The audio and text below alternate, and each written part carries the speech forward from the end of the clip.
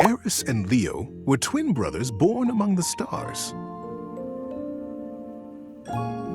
Though born in the same split second, Aris always felt protective of his brother. Leo could be a bit of a hothead, and Aris was kept busy keeping him out of trouble. They were the most rare and beautiful thing, new lives in a race of immortal beings called the Celestials. The boys were always together. They were as close as two brothers could be. They knew each other's minds. They trusted each other with every truth and every question. When Aris grabbed the comet's tail with both hands, Leo knew to stand in front of it and play the comet's head like a friendly dog. When the boys were old enough, they were brought before the Council of Elders. The time had come for them to receive the greatest gift of their lifetimes.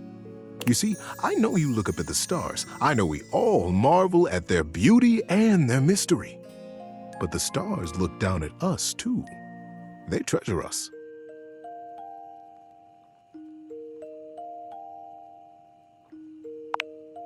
The chance to live a human life, to be born here and live here and experience our world, is the most precious rite of passage. And for Aris and Leo, the moment had arrived. They were led slowly into the abyss of the council, right up to the throne of the Elder. "It is time, my sons," he intoned. "It is time for you to be born again. You will come to me separately and chart your course through your human life. You will decide the things you will see and things you will experience. And when you leave my chamber, you will forget what we have said. When you are born on Earth, you will forget your life here, and you will be fully and only human." Leo looked from the Elder to his brother and bit his lip. "Sir," he began, "when we get there, when we are born, will I know my brother?" The Elder smiled kindly. "Yes, Leo, you will know him as your brother. But the closeness you feel here will not necessarily go with you. If you choose to have that closeness as humans, it will be up to you when you are old enough to create it in your lifetime." Aris smiled and slipped his hand into Leo's. "Don't worry, Leo," he whispered. "We'll remember each other, I promise." Each boy went with the Elder and planned his life as a human. And when they were reunited in the abyss, they smiled at each other with the impish excitement of what they were about to do. It was the greatest adventure either one of them could have imagined, and they would get to do it together. "Are you ready?" asked the Elder. The boys caught each other's eyes and smiled. "Yes, sir," they said together. "Then take a deep breath and close your eyes. When you open your eyes, your journey will have begun." And so, Aris and Leo were born as brothers here among us.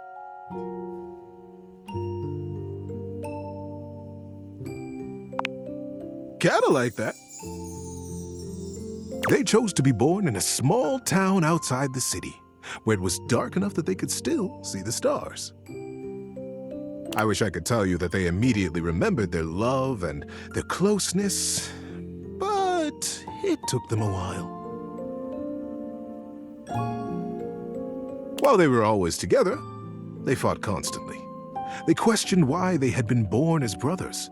They were so unfamiliar to each other. It felt like whatever one did perfectly irritated the other.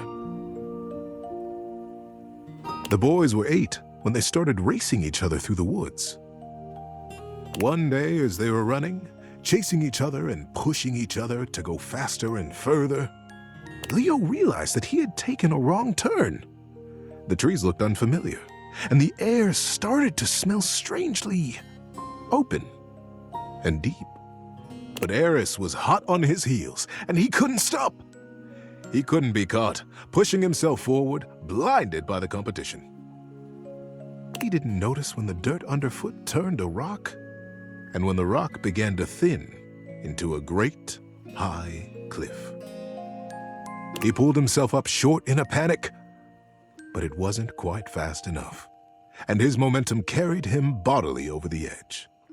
Time slowed as Leo fell, and he realized in a flash that he was about to die.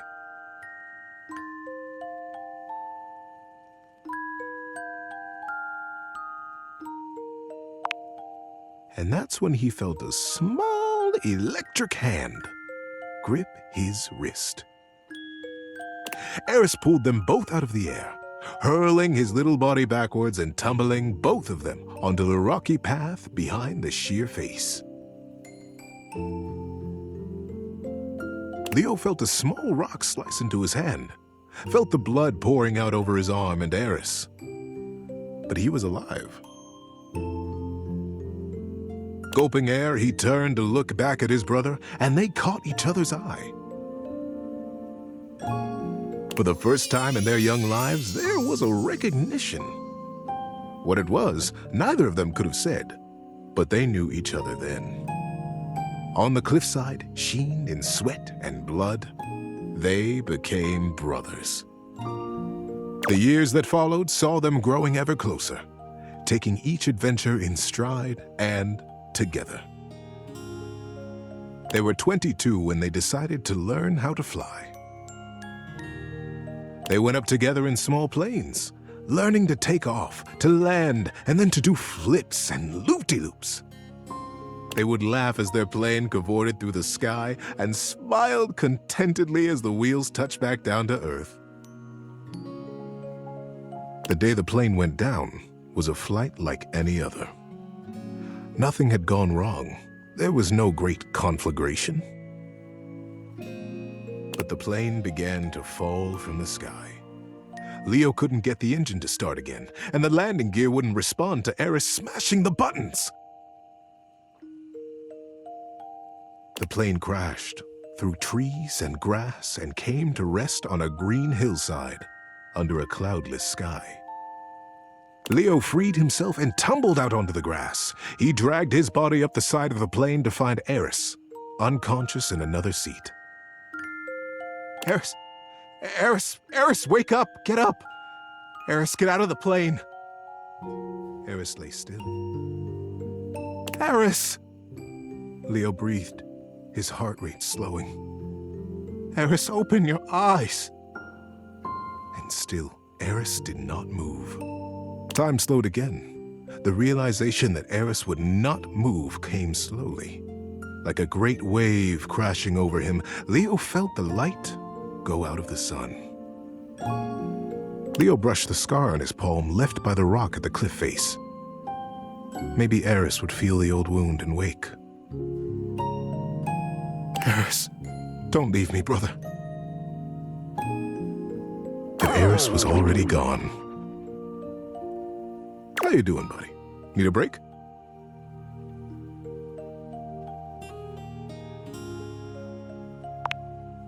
It was many years later, and Leo still moved in the cloudless fog of that morning. Colors seemed bright and hollow. People spoke to him as though from a long way off, and he jealously guarded his isolation from the world. He still saw his brother everywhere. The way a certain branch swayed as though it had been brushed by a young hand. The way that girl smiled at him, the same mischievous glint in her eye that Aris used to have. It was that girl who began to bring him back to life. She had lost her dog in the park. Frantically, she ran back and forth calling him. Comet! Comet, come back! Leo raised his head from the scar on his palm at her voice, his back against a tree. And then there was Comet, streaking across the grass with his tongue lolling happily. He beelined for Leo's tree. Before he knew it, Leo was on his feet, jumping in front of Comet and playing his head with a laugh and a smile. The girl arrived breathless and grabbed Comet's tail with both hands. You silly goose! Where were you going? She laughed. Thank you. Thank you so much. I'm Celine, by the way. Oh, hi. Hi, Celine. Nice to meet you. I'm Leo. Celine smiled. Hi, Leo. And somewhere in his chest, Leo felt something warm break open. A tiny dam on a great river, and his blood began to move again. Celine and Leo were together from that day. Their love brought them a family, and then more family, and more adventures than they could have remembered. They grew old together. They grew wiser. They held each other when Comet died. They cried together when the fire took their house. They smiled when the sun built them a new one. And when Leo died, he died with a smile on his face. Celine was standing next to him, and his finger now unconsciously and methodically stroked the scar on his palm. In that scar was his holding on to Aris. Not with sadness now, but with fondness. Great love. Leo's last breath was a gentle exhale up into a cloudless sky. And when he opened his eyes again, he was home. He was in that sky, up among the stars, young and immortal and standing before the elder, with his hand clasped in his brother's warm grip. Aris, is it really? It's you! I remember you! I remember this!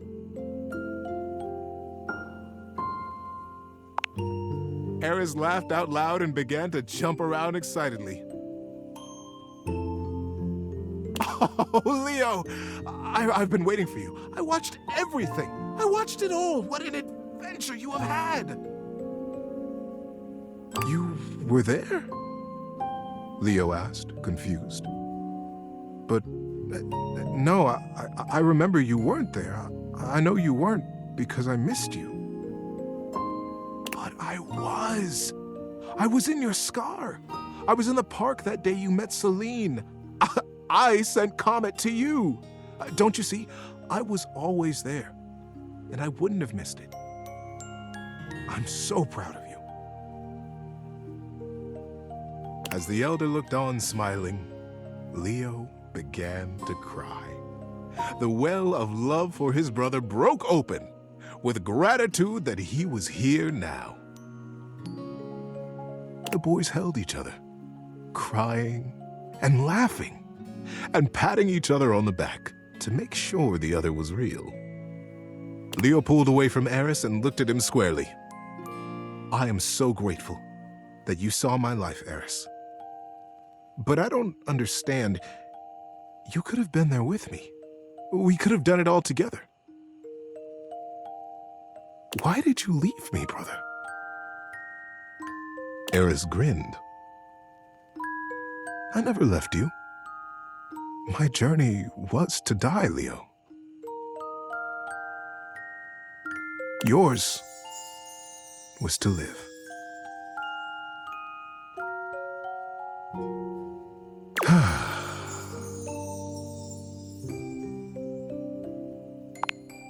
Yeah, that sticks with me, that one. Good night, buddy.